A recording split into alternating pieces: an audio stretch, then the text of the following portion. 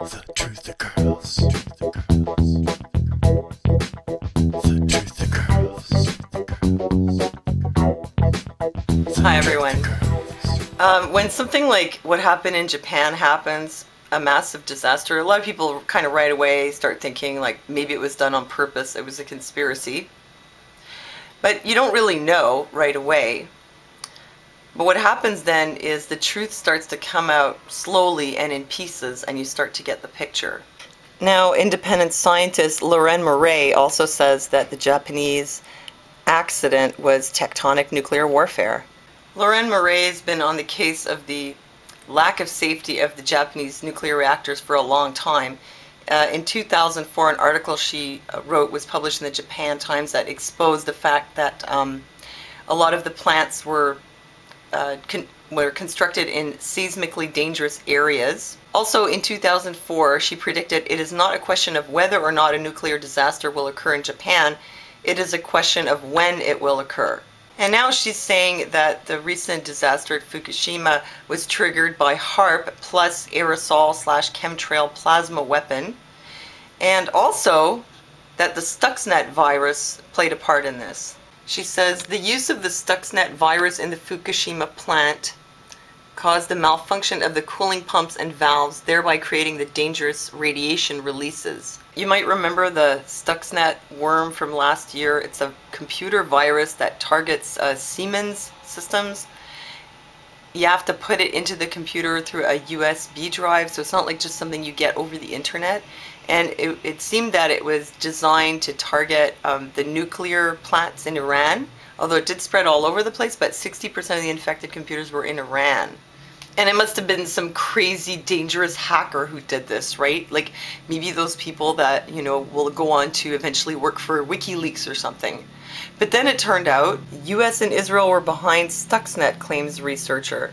At a TED conference in California, Ralph Langner said that the Stuxnet virus was made to cripple the Iranian nuclear reactors by damaging the centrifuges. And here's what he says, quote, "My opinion is that Mossad, Israel's intelligence agency, is involved." And plus, he's not the only one who says it was the Mossad. Pravda says Israeli general boasts authoring Stuxnet virus. A general in the army of that country, Gabi Ashkenazi, has confirmed the authorship of the Stuxnet worm.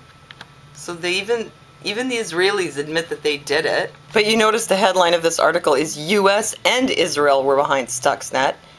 So it was the US and Israel that created the Stuxnet virus, and that's kind of old news, but it's still relevant because the Stuxnet cyber weapon escaped and moved to China.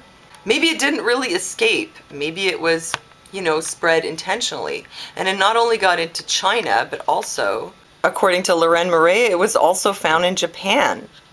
And according to this article, it targets Siemens controller systems.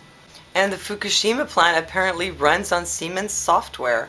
So, is it such a stretch? Because, you know, yeah, they had the earthquake and the tsunami, but they had all those fail-safes in there. And it didn't really make sense. Why are all these reactors, you know, failing one after the other? There had to be more to it than that.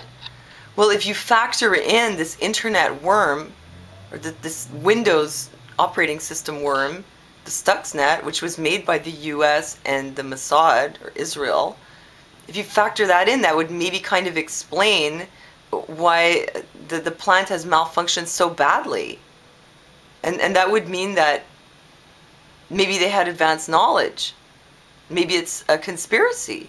Unfortunately, the word conspiracy has been totally subverted. Conspiracy is when two or more people get together and conspire to do something. Like you can have a conspiracy to commit murder or a conspiracy to commit whatever. Conspiracy, that's all it means. You know, it's like you get together behind somebody's back and then you do something to them. But it's been subverted so that people use the word conspiracy as in like a hoax or a theory that's not true or some kind of paranoia, but it's nothing to do with that. Leuren Moret says that tectonic weapon could have been used. So does Benjamin Fulford, so do a lot of people. There's a lot of evidence that a tectonic weapon certainly could have been used. Two, we know that Israel and the US worked together to create the Stuxnet virus, which affects nuclear plants nuclear reactors. It sends their centrifuges spinning out of control or something like that, damages them.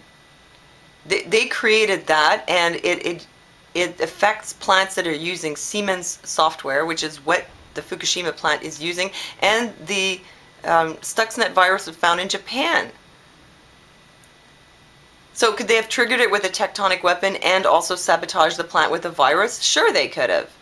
And I might remind you that the Illuminati card game, which was created by Stephen Jackson in 1990 and published in 1995, had a card called Combined Disaster that showed the Wacko Tower in Tokyo being toppled. Combined disasters, I mean, need I say more?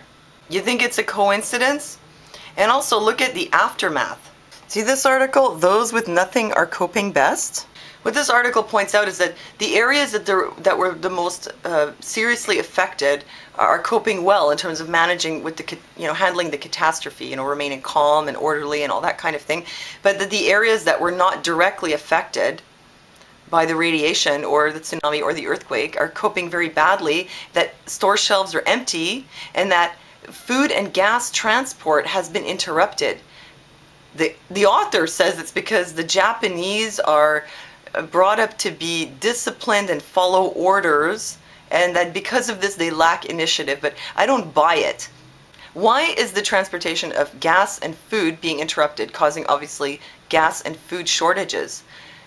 Because nobody knew what initiative to take? No, I think somebody took the initiative to interrupt the transport. That would be the government. Because there's a reason why they would do these things. I mean, the powers that be, right? Why would they do this attack on Japan? I don't know exactly. I'm sure in their grand chessboard they have a reason for it, to destroy the country, destroy the economy. I don't really know exactly. I figure maybe Japan wasn't quite on board with the New World Order. Kind of like the way they did that hit on the Polish government after that whole swine flu thing where they refused to, give the public the vaccine, and then they all died mysteriously in a plane crash. Maybe Japan wasn't on board, and so they did a kind of hit on them. But look at what's happening in the aftermath. As Prison Planet reports, Chernobyl-style yellow rain causes panic in Japan. And there's a video here of what people are finding on the cars. This yellow residue left after the rain. The people are panicking. They're thinking, well, this is some kind of, radioactive residue from the fallout. You know where this was seen before, as they point out on Prison Planet? And at Chernobyl. They had this yellow rain come down. And you know what the government told the people? They told them it was pollen. So the kids were apparently, splashing around in the puddles of the yellow rain. It was just pollen. But it wasn't pollen. And their hair started falling out and they all got cancer. And you know what they're telling them that the yellow rain is now in Japan? You guessed it. Pollen. So obviously they're maybe trying to prevent panic, but they're also really not trying to minimize the damage. They're telling people that everything is okay when clearly it's not. So it's a bit like after 9/11 when the EPA said that the air at ground zero was safe to breathe. Why do they do these things? How could I look at all this evidence and then think that it was just a coincidence? All this evidence for tectonic weapons, Stuxnet virus is more than likely involved. The government's dragging their feet afterwards and doing things like, interrupting transportation of gas and food to places that aren't even affected, and telling people don't worry about the yellow rain. And meanwhile in the States they're telling people don't worry about the radiation. Now, how can I think that this is, it's just a coincidence? Go back to sleep. I can't go back to sleep. And you know what? FEMA must have some kind of a crystal ball, because on September 10th, 2001, they predicted 3 disasters. One was a terrorist attack on New York City, and that was the day before 9/11, obviously. Second was a hurricane in New Orleans, and the third was an earthquake in San Francisco. Why am I telling you this? I'm not telling you this to freak you out. I don't know, I feel like I have to tell you. I have to share this information to wake people up. Wake people up that, everything is a lie, they're being lied to, government's not looking out for you. And, get out of your comfort zone, because this concerns us all. So, well, thanks for listening to me, and I'll see you next time.